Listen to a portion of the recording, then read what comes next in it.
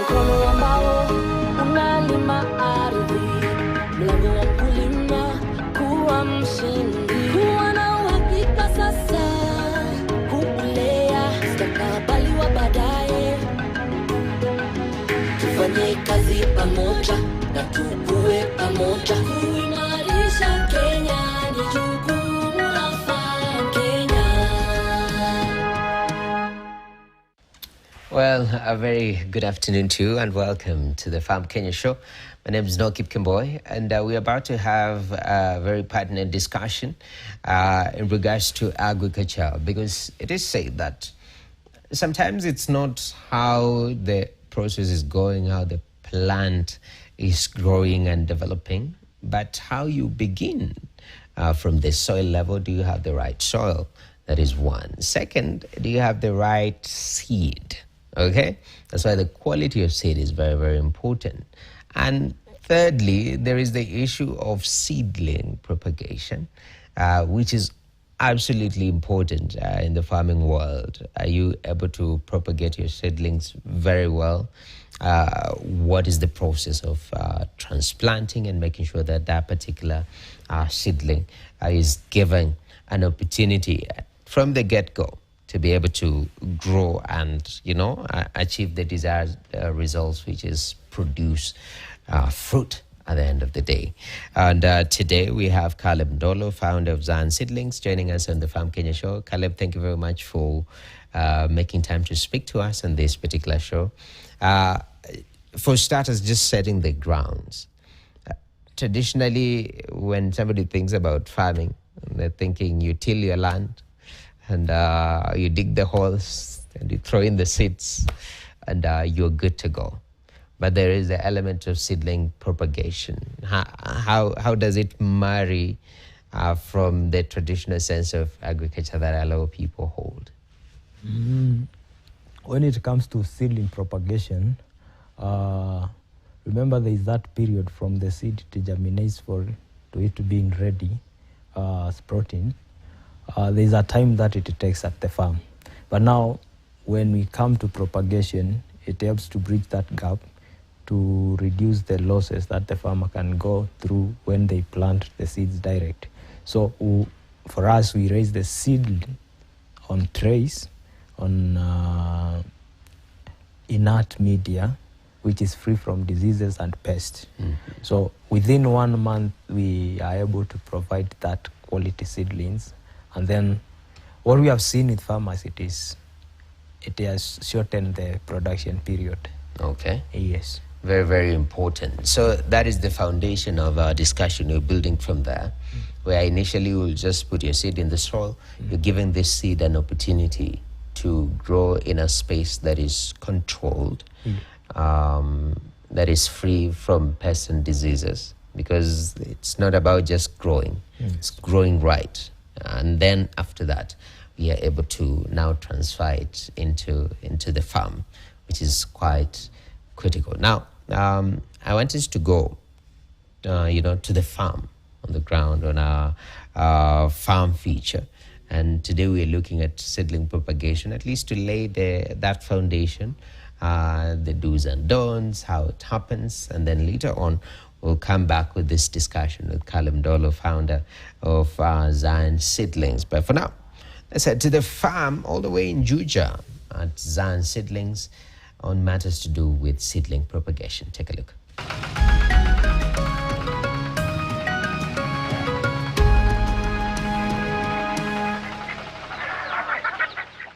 Mary Gadige is from Zion Seedlings in Juja, Kiambu County. She begins by introducing herself and sharing her role in the production and management of quality seedlings. My name is Mary Werimo Gadige, and we are at Netiax Seedling Company, Zion Farm. We are located at Juja, on your way to Juja Farm. Napenda kilimo kwa sababu this is the backbone of everything.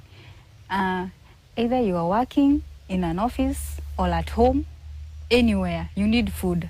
And agriculture is the production of food. And it is very interesting because you have to do things with your hands, wholeheartedly. Agriculture I started when I was very young. My grandma, she's a farmer. So from there, it came naturally. And I like what I do, and I'm yearning to do even better. Yeah. In agriculture, I've worked in many sectors in pest and diseases, identification, control. Like right now I'm doing propagation. So I'm learning. Every day is a learning day. And in this era that we are in, there is a lot of innovation in agriculture. So I'm yearning to be better, learn more, contribute in this sector of agriculture. I wanted to be a horticulturalist, and that is what I am right now. At Zion Seedlings, a wide range of seedlings is produced to meet the diverse needs of farmers. Mary takes us through the different seedling varieties available and highlights what each offers to growers. Mostly we have veggies, we have herbs and fruits. Veggies we have cabbage, red cabbage, kales, onions, curricles, spinach, and in herbs and spices we have curry plant, mint, celery, oregano, and in fruits we have oranges, passion fruits, avocados. We produce a lot of seedlings here. So, and we also sell them at a very affordable price. As a farmer, seedlings are very important. For you to produce quality plants or fruits or produce, you have to be very keen on what kind of seedlings are you buying. They should be very vigorous growing, free from pests and diseases. That will assure you bumper harvest. Successful seedling production begins with the right foundation. The agripreneur outlines key requirements needed to establish and manage a healthy, productive seedling nursery. For you to produce seedlings, first of all, you have to be very hygienic. They don't like being dirty. You should be very clean and use the things that you are using to plant on, like this tray. It should be very clean, free from any contamination. So before we plant, we usually wash our trays from the previous crop. We wash them and we use media, which is not contacted, it is inert. It is free from soil-borne diseases, pests, very clean. We fill the media here, we make holes, and then we plant. One seed per cell. These holes we call them cells, so one seed per cell. Irrigation as the plant grows, and monitoring for anything, abnormalities. The choice of growing medium plays a crucial role in producing healthy seedlings. The Farm Mind explains the growing medium used at the nursery and why it is suitable for raising strong, vigorous plants. We use a media called Agrotech solution. It is free from pests and diseases. It is very inert, very clean. And when we sell it to you, you just put it on your trays. Maybe you want to pot them. You have potted plants. You can use it to pot them. So the only thing that you will need is nutrients and water, and your plant will be ready to grow. You don't wash, you just apply it and plant. Seedling trays are an important part of nursery management. Mary takes us through the types of trays used, their role in seedling production, and how they contribute to healthy root development. Right here, we usually use two types of trays. One is black and the other one is white. White has many cells. It has 442 cells, and the black one has 200 cells. And when planting, the black tray that has 200 cells, it has a cell that is not that deep, so it is shallow. So the root mass will not be that deep like that of white trees. So when planting seeds, we usually plant seeds that need a lot of root media on the white trees. Example, tomato, capsicum, and on this black tray, we usually plant kales, curry kales, cabbage. They don't have a lot of that big root mass. We sort our seeds from certified seedling sellers and agrovets. Seedling beds provide the ideal environment for healthy germination and early plant development. The farm enthusiast explains how the nursery beds are prepared and managed to produce strong, high-quality seedlings. Right now, we have beds made of wood, and mostly the challenge that we usually have are the termites, but we usually treat the timber when making the beds, but we will find the termites eating. So I believe we will upgrade and use the metallic beds, which are durable and they are not affected by any type of pests like termites. Zinakuanga na rust, but you paint them. They are usually painted. Umuhimu ya wire mesh kwa bed ni to prevent the trees from falling down. And that's why I'm telling you, with time, we will upgrade. Yeah, like right now we have two types of beds right here. Both are made of wood. One has a mesh, the other one does not have a mesh. So you can see we are still moving, baby steps. The greenhouse provides a controlled environment that supports healthy seedling growth. Mary explains the role of the greenhouse in nursery production and how it helps protect seedlings while promoting their development. In this farm of ours, we plant inside a greenhouse most of our seedlings, and the reason as to why is this is an enclosed environment, free, like pests are not able to come from out to inside, and whatever is in cannot go outside. So we encourage farmers all, it is beneficial. And then you see the temperatures for seedlings to grow, to germinate faster, they need warmth, and this is ideal for that. And this nursery, we have nets. They protect the seedlings because they are very fragile. They protect them from direct heat from the sunlight. That's why they are so important to have them. Mary now takes us through the planting process. Proper care is essential to producing healthy, vigorous seedlings. The seedling propagator shares the key management practices from watering and nutrition to pest and disease management that ensure seedlings are ready for successful transplanting. When planting seedlings, let's say you have a nursery. It is good to identify, you label what you have planted and when you have planted, so that even germination time, you will be able to know this is ready. You can send someone to get some seedlings from there, but you are not there. So when you label, it is very easy. So when planting, it is not good to plant the same variety of crop at the same place. Let's say you have germinated kales, you are planting, and others are almost germinating. So you're not supposed to put them together.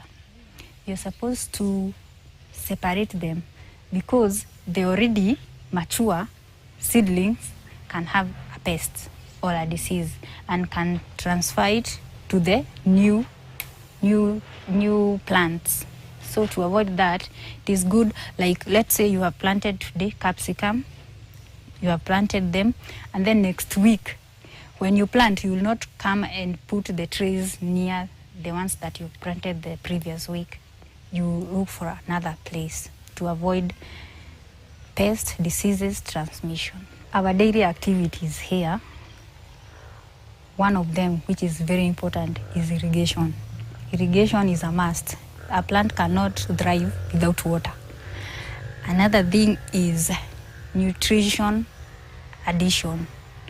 Like we have veggies, and for a veg to look very good, it needs nutrients, especially nitrogen. So you have to feed them, and also you have to scout for pests and diseases, because pests can destroy your farm completely. completely. So scouting is very important also. Yeah. Those are the activities that we usually do every day, and every time you see like this plant needs something, you cater for it. We use fertilizers, can use foliar, both are okay. In a day, depending with the weather, like right now, today it has been very cold. So today we only irrigated once, around from saa 5 to saa 8 there. And we are done for the whole day. So irrigation again will happen tomorrow. Our irrigation will cause dumping off. These are young seedlings, and they need, when irrigating, you should be very keen. Yeah, not to overdo.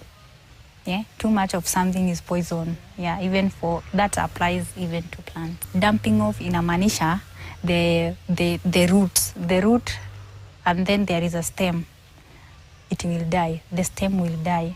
Diseases can significantly affect the quality and survival of seedlings if left unmanaged. Mary highlights the common diseases encountered in the nursery, how to identify them, and the measures taken to keep seedlings healthy. Diseases, right here, we don't have diseases because this is an enclosed environment. But things like dumping off, we encounter them when irrigation is done.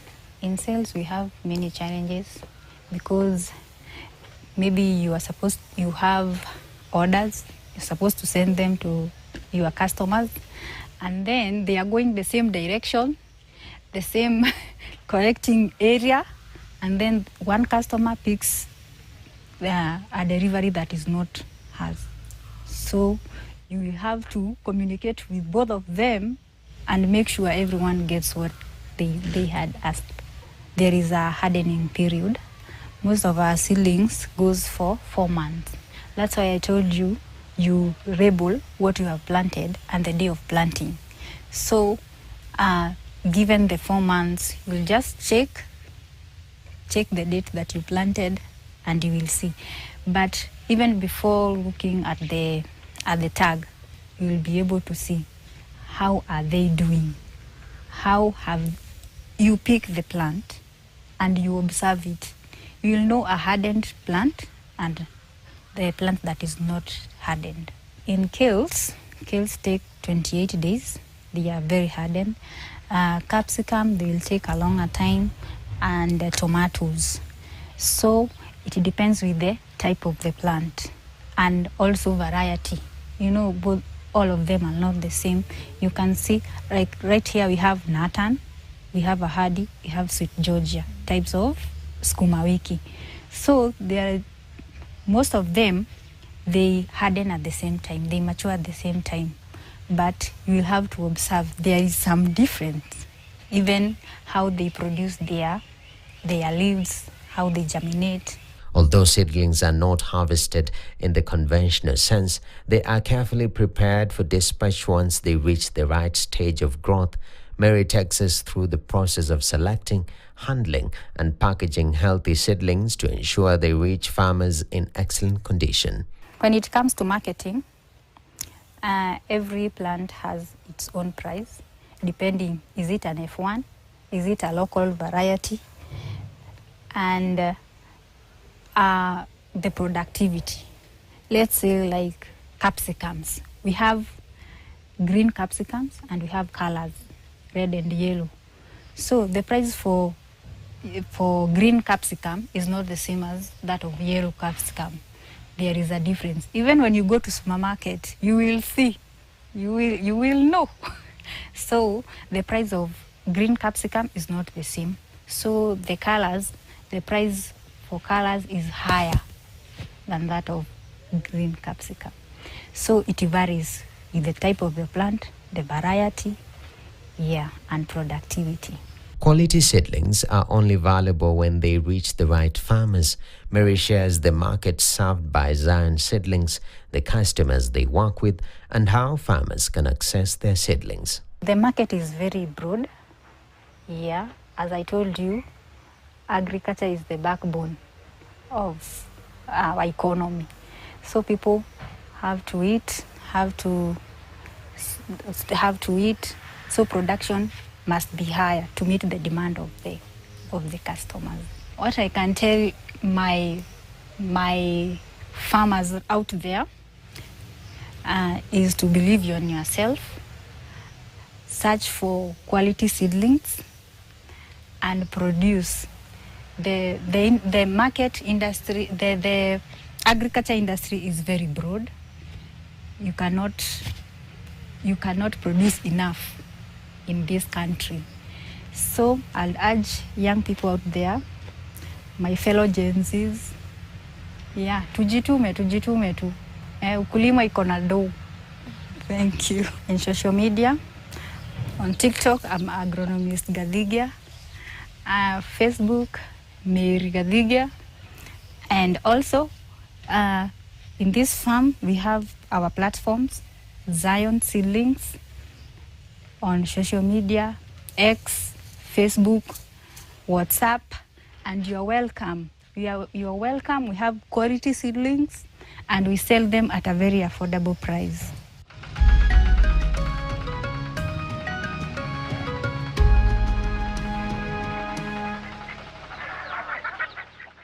Very, very informative right there on matters to do with seedling propagation. We want to take a short break. When you come back, we have the founder of Zion Seedlings, Mr. Caleb Ndolo, who is speaking to us in regards to this issue of seedling propagation. And stay tuned.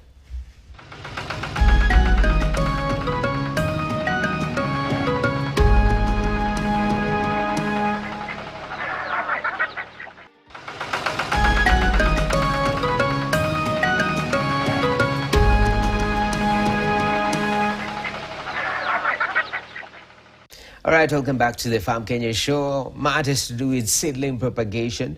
And today we have Caleb Ndolo, founder of Zion Seedlings. And early on, Caleb, you told us that you are giving the seed a proper opportunity to grow. Maybe talk to us on the flip side, the way we've done traditional, farming, just putting your seed directly into the soil.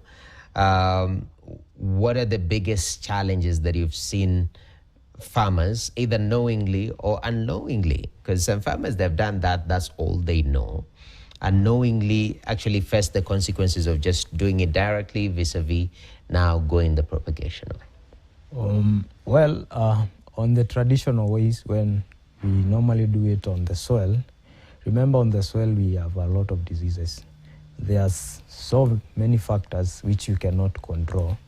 And you realize you cannot get 90 to 99% germination rate because it is on the soil, because of other factors. There are also pests and all that.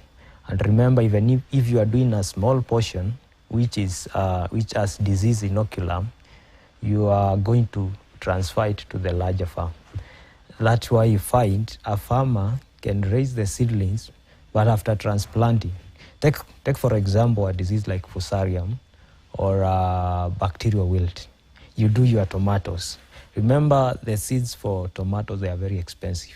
If you do them on a small bed on the soil, which is infected with disease, you are going to transmit it to the farm. So that means we have seen farmers losing maybe 5 acres of tomato because of these diseases. But now, the other side, you see, that one is contained. And also, when you transplant, what we get from our farmers is that actually they tell us, we come to you because we are sure all the plants, they are going to be successful after transplanting the seedling. Once you take the seedling to the farm, it's going to be successful. But for the other way of doing the nurseries on the ground, there are many chances of losing those seedlings. They may not properly be successful. Many of them, let's say they will get around 60%. And now imagine you are doing a very expensive crop and losing those seedlings. That is money you are losing. And also the uniformity. That is another issue. If you do your nursery on the ground, getting a uniformity of the crop, it becomes a challenge. So those are some of the challenges, but the main one, which I consider main, is on the part of diseases. Yeah, because a farmer can end up losing the whole crop. Definitely. Yes. So this takes us to the propagation center. You really have to be very particular on how you do it, on what medium, the safety and that element of being disease-free. Talk to us a bit about that. When you take a seed, do different seeds, that is for different crops, need different approaches to propagation? Sure. There are different approaches we normally take, because there are some seeds with dormancy. There are some seeds react different on different medias. Like for us, we have developed, I think over the years, we have come up with several medias which we normally use for different crops. For now, we have a media we call Nature Grow, which we normally do for specific crops, high-value crops like cucumber, capsicum, and tomatoes. And with that, we are assured of more than 90% germination rate. So the other precaution we normally take, how we prepare our media, it's very clean, and also we ensure it is tested even before it comes to a farm, because some of the materials we are using, they are imported. So it is tested. We ensure it is disease-free. Even the team that we are using on the ground, we normally train them. It is reminding them it's very important to maintain this media disease-free. So even our trays, how we handle them. Actually, the first step is how we normally clean the trays that we use for propagation, and we disinfect them with some products. And then from there is when we plant our seeds. So from the initial stages, we ensure there is nowhere we are going to contaminate our media. Then from there is when we plant the seeds and we take them to the greenhouses, which are well constructed to ensure there is no contamination. Okay. Yes. How about the quality of the seed itself? Because everything starts with the seed. Do we have cases where if the quality of the seed is compromised, then even when you're propagating, you're actually doing something good but not as effective as it would on a quality seed? Sure. As you have said, it all begins with the seed. Even if we use clean media and all that, without the quality seeds, it becomes a challenge. And that's why for us, we normally get our seeds direct from the companies, because if you get from other suppliers, you are not sure of. But for us, we get it from the companies to ensure that quality. Because if you sell a seedling which you raise from seeds which are not quality, especially for us because we use hybrids, if you do an F1 which is not an hybrid, you will definitely get a complaint from the farmer with decreased yield, and also tolerant to diseases. It will differ. So for us, we ensure we source our seeds direct from the companies, because for now they are able to give us an account. We purchase the seeds direct from them. Okay. Yes. Yeah, and do you think this issue of the reality on the ground interacting with farmers, this issue of, I wouldn't call it fake seedlings, but it falls under that category of substandard seedlings. Is it a huge problem in this market? Yeah, it's a big problem because we have been getting some complaints from farmers. Actually, some of the clients we get as farmers, they come to us saying, we bought seedling from these nurseries and this happened. And I understand the reason, because there is a huge demand, and as a propagator, you may be raised different varieties. Actually, the issue comes with the varieties. Yes, it is capsicum, but we have different varieties in the market, and the farmer understands the right variety for his location, his or her location. Now, when it comes to you, you have a different variety you give to them, it will not perform well, because some things like disease tolerance, it's differing with different varieties. So, as I was telling you that there are farmers who come to us. They say, yes, we have been to this nursery and this happened. And actually, we are seeing a move from some just bringing their seeds because of that issue. They want just for us to do the service for propagation. They bring the seed, we do the propagation, and we deliver. And also, there is another issue whereby we have seen on the ground. Actually, we have interacted with some farmers. There are people who go to their farms and they tell them, we have these seedlings, we are selling, and you realize they are very cheap. They are selling at a cheaper price. Then once you inquire, you realize they are not F1s. Then after the production is when the farmers come back and tell you, what was the issue? And I'm able to tell them, this one was not an F1. There were some issues whereby they just extracted seeds from a previous crop. Yeah. Okay. Wow, so getting the right seed, very, very important. The medium, very important, clean, tested.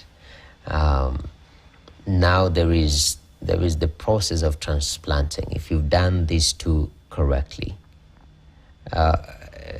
people would assume transplanting is now easy. You're just moving from point A to point B and do your normal spacing. How critical is that stage? And what is the right way, and what are some of the wrong ways that you've seen that transplanting process handled?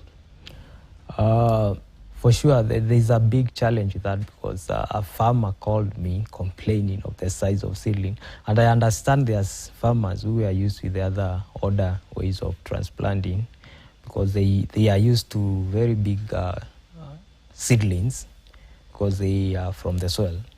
But now when it comes to the ones you are raised from the trays, they are 2 to 3 inches, especially for skuma spinach. But the farmers who are used to the other way of raising seedlings on the bed, they normally take even to close to 2 months, and then they transplant. So you realize the seedling is too big. But for us, which we normally raise on trays, we are looking at 2 to 3 inch seedling. So the right way is that you are supposed to prepare the bed where you are going to transplant the plant, and do your rake, level it, and then when you are transplanting, you are not supposed to go too deep with the plant. You are supposed to ensure the plant, the seedling which you have planted, it is the same level with the ground. That means it is not too deep, and it is not, the roots are not exposed. That is the right way. But if you prepare very, if you don't do that process well, the plant will not grow well. Yes. You're talking about the size. Yes. Of the seedling. Yes.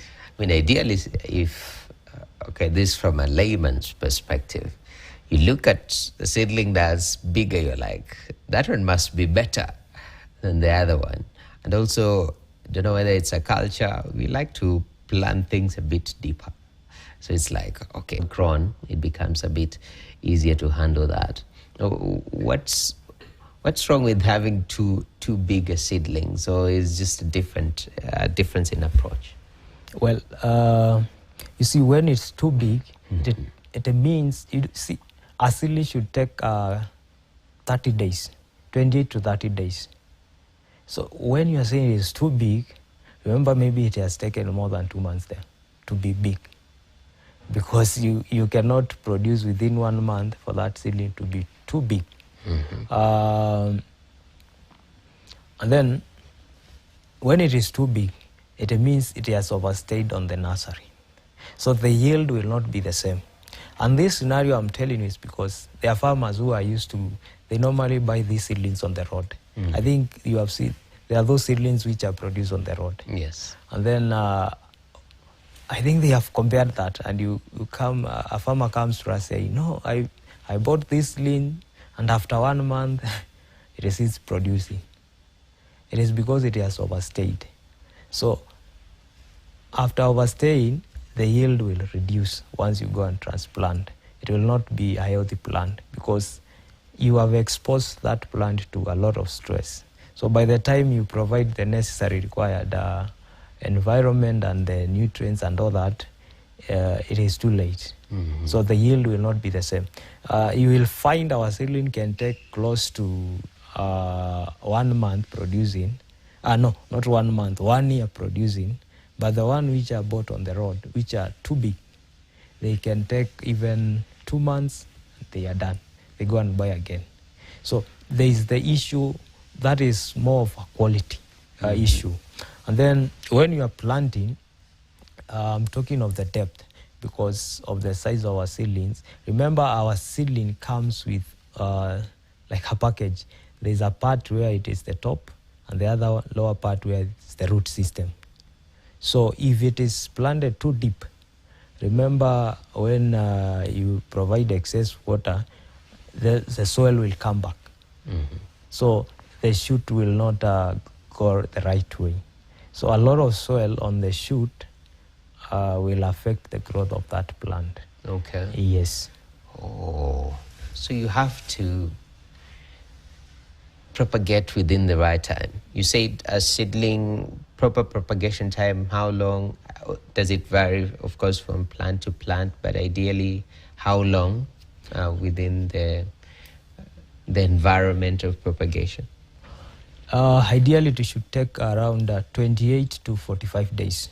45 is for plants like capsicum and maybe onions. But for the normal crops like skuma, spinach, within 28 days, you are ready to plant seedling. Yes. So within 28 days. Yes. Sometimes when you overstay, it looks good, but after a while, its productivity is affected. We've had discussion about, you've talked about different nurseries doing it differently. And at Zion, you're very particular about the processes. It's not just about how the plants look. It's about doing it the right way. So, for example, that story of, you bought a bigger seedling compared to what you offer for them. You tell them it's small, but this is the most productive. Do you think it's a space as a practitioner also that it's meant to be helpful, but it also gives an opportunity for players who are not doing it right to still propagate their ideas to the farmers? Yeah, there's that space, but now it goes down to an increased cost to the farmer.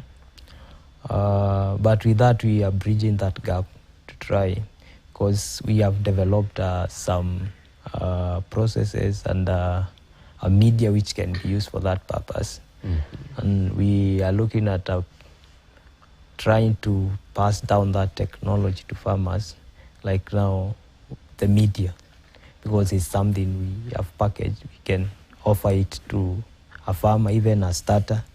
We can just take them through that, and then they can produce the quality seedling the same way we do at their farms, and also even those who are venturing to do that. Yes. Okay. Definitely. There is an opportunity right there, yeah? Yes. And the impact of proper propagation. I'm thinking on a scale level, the same way we discuss about soil health. If at all, just say 80% of our farmers who are smallholder farmers are able to take care of their soil health, it will have such an important effect on the agricultural sector productivity-wise, because we lose a lot within the sector, either lack of proper propagation, post-harvest losses. These are challenges that the agribusiness value chain faces. From your point of view as a propagator, what do you think that would do for Kenya's, agriculture if we are to do our propagation seriously and also find a way of making it a mainstay? Because I don't imagine propagation is, and proper propagation is like very popular, within every part of the country that people are building. What do you think that will have on the impact it will have on the agricultural sector? Well, one, there will be increased production, and also the quality of what you are producing. Will be able maybe to venture in another market, maybe export it, because for you to produce a quality product, agricultural produce, you have to start with the right seedling and the right variety. So for me, I believe with the right propagation, we are seeing an increased production in the country. And so far, I believe it is picking up. Maybe in 5 years, or maybe in the next 2 years, most of the parts in Kenya, we are seeing farmers, they are moving to that. Instead of buying, instead of raising the seedling on the soil, we are seeing them, they are moving to propagated seedling, because remember also it saves time. And also, actually, it increases their income in a way, and also saves them from unnecessary losses, because currently the cost of the seeds are very expensive for the farmer. So imagine if they buy seeds worth 50,000 and they end up losing them. That's a big loss for a farmer. 50,000 could be a small amount to other people, but to a farmer, 50,000 is a lot of money. So as they shift to to buying propagated seedlings, or to the right way of propagation, I believe there is an increased income level for the farmers. So in a way, we are seeing increased incomes for the farmer with that one shift, just shifting to the right propagation. Yes. Okay. Yes. Definitely. You propagate right, you make your business right, and therefore the impact of that. In terms of costing, as you've said, seedlings are pretty expensive. Seeds are expensive relatively. I'm wondering, that cost element, it's always been part and parcel of our agricultural discussion. The cost of input, it's quite heavy for a lot of farmers. On the seedling side and the seed side where we are dealing with, what do you think is the best way to bring that cost down? Policy intervention by the government, and also those who are in actually the bigger part where I think the intervention can be happen is from the government, because remember, we are being charged VAT for all the products we are using, all the seeds we have VAT, and also we are looking at even the production, the propagation medias. Most of them we are importing, and we are charged VAT. So if government can come in and remove that VAT, the cost of production will go low. I understand maybe from our neighbors, they may not be being charged that. And you realize from our neighbors, the product from those countries neighboring us, they are very cheap, because their production cost is low. So if government can just remove that VAT, I believe even the cost of the seedlings will go down. And the other factor I believe also affecting farmers, it is the fuel. I have interacted with farmers last week, and some of them, you realize they are moving from farming because of the cost of diesel. Remember, most of the farmers are using diesel to pump water. And I tell you, it's a big cost for the farmer. So if there's a way the government can act on those two, I believe the cost of production will be lower to the farmer. Or if they can subsidize that for the farmer, I believe the cost of production will be lower.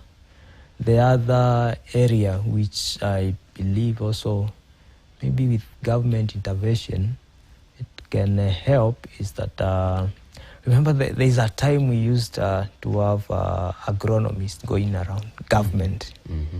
I know it is a devolved function now. Extension services. Yes. There's a time the government used to have maybe to have agronomists going around talking to farmers and helping them to understand the right crop for their region and all that. It is under the county now, but it is not being done the right way. I believe if that agronomic support can move down to the farmer, it will help to increase the production and save the farmers from those huge losses. The other area I believe also the government should come in is the processing. Remember, we lose a lot of tomatoes in this country because we don't do the processing. Okay. So if we can consider some areas where there is huge production of these tomatoes, if government can do some facility for processing, the farmer will benefit. Definitely. Yes. And I think that is a huge wake-up call for all, all people involved in the value chain, policymakers, farmers, propagators. Everyone has a hand to play, at least. And it's important to attack it well. But I'm glad that you've been able to share your experiences as a seedling propagator, and what are the challenges in there and the opportunities in there. And thank you very much, even in terms of bringing down the cost of seedlings and seeds in this country, policy intervention. Thank you, Caleb, for sharing your wisdom with us today. You're most welcome. All right, thank you very much. Caleb Ndole is the founder of Zion Seedlings. And we've had a discussion about seedling propagation and how it should be done and how it impacts production. Because when you start right, then the end product will be right. Well, that's all we had for you today on the Farm Kenya Show. Thank you very much for being part of this conversation. I'm Nursery Kimboy. Bye-bye. Kuwa mkono ambao unalima ardhi, mlango wa kulima, kuwa mshindi, kuwa na uhakika sasa, kulea mustakabali wa baadaye. Tufanye kazi pamoja na tukue pamoja.